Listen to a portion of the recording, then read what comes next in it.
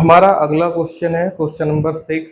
यहाँ पे लिखा हुआ है grand father is 10 times older than his grand daughter. एक दादाजी हैं, वो अपनी पोती से कितने गुना है, 10 गुना है। उनकी वो एज जो है वो 10 गुना है अपनी पोती से। ठीक है, उसके बाद लिखा हुआ is also 54 years older than her, और वो अपनी पोती से 54 साल बड़े भी हैं, मतलब कि उन दोनों की उम्र का जो अंतर है वो 54 साल है। सॉल्व करते हैं। सबसे पहले मान लेते हैं let the present age of granddaughter. तो दादाजी की पोती है, अगर उसकी उम्र हम पहले मानते हैं एक्स ईयर्स, क्या मान लेते हैं, x years.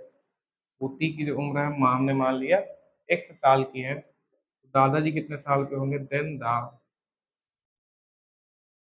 Present age of and father. दादाजी कितने साल के हो जाएंगे, 10x हो जाएंगे, है ना, 10 गुना है। तो अब हम क्या करेंगे, हम आगे देखिए क्या लिखा हुआ, he is also 54 years older than her.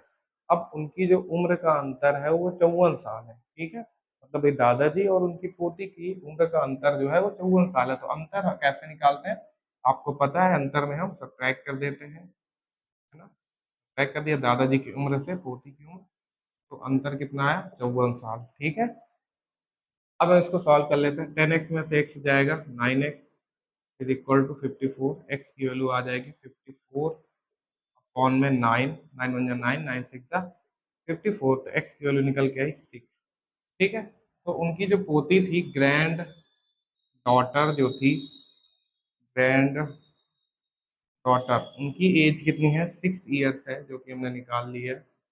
और जो दादाजी हैं हमारे, उनकी उम्र कितनी हो जाएगी, grand father's age, grand father's age, यहाँ पर भी लिख लीजिएगा ग्रैंड डॉटर से, तो क्या हो जाएगा 10x, और 10x मतलब 10 में x 6 का मल्टीप्लाई कराएंगे तो आ जाएगी 60 ईयर्स।